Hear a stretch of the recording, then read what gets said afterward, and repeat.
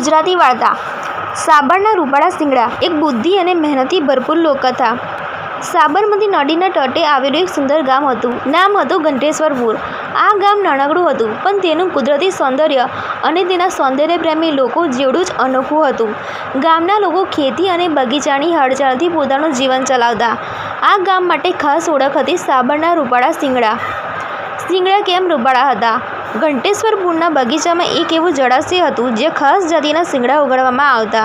એ શિંગડામાં એવી ચમક હતી કે જાણે ચાંદીના હોય। ગામના વૃદ્ધો કહેતા કે એ જમીન ભગવાને ખુદ આશીર્વાદ આપી છે, એટલે એના શિંગડા એના જેવી ચમક ધરાવતા અને સ્વાદમાં ભિન્નતા રાખતા। દર વર્ષે વિજયાદશમીના દિવસે ગામમાં રૂપાળા શિંગડા મેળો ભરાતો। લોકો અમદાવાદ, વડોદરા અને મહીસાગરથી પણ ખરીદવા આવતા। એક દિવસ ચક્કો ઉંદર બગીચામાં ફરતો ફરતો આવ્યો। એણે જોયું કે માળી કાકા બગીચામાં પાણી નાખી રહ્યા છે। શિંગડા એકદમ તૈયાર હતા, સફેદ, ચમકદાર અને માઠા પાણીમાં નહાતા। ચક્કાના મોઢામાં પાણી આવી ગયા। એણે વિચાર્યું, આ શિંગડા તો ઊંચા ભાવે વેચાય છે। જો હું રાત્રે ચોરીથી 2-3 બોરી ભરી લઈ જાઉં તો મોજ પડી જાય। એ રાત્રે બધું શાંત હતું। ચાંદની છાયામાં ચક્કો સાવ ધીમે પગલામાં બગીચા તરફ નીકળ્યો। એની પાસે નાનકડી થેલી હતી। એ થેલી ભરી અને ભાગવાનો પ્રયાસ કર્યો, પણ અચાનક પાણીમાંથી એક અજાણી પડછાયા ઊભી થઈ ગઈ।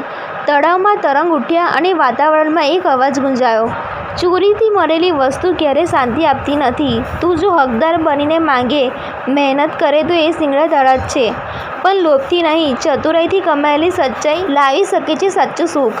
ચક્કુ એકદમ ડરી ગયો, થેલી છોડી દઈને ભાગવા લાગ્યો, પણ એને પગ જ ન હલ્યા। જાણે બધી બોરીઓમાં ચાંદીના પથ્થર ભરી દીધા હોય એવું લાગતું હતું। સવારનો અંધકાર પછીનો પ્રકાશ। સવાર થતાં ચક્કો સીધો માળી કાકા પાસે ગયો। આંખો લાલ હતી, શરમ સાથે કહ્યું, માફ કરો કાકા, હું લોભી થયો, પરંતુ હવે હું મહેનતથી કમાવા માંગુ છું।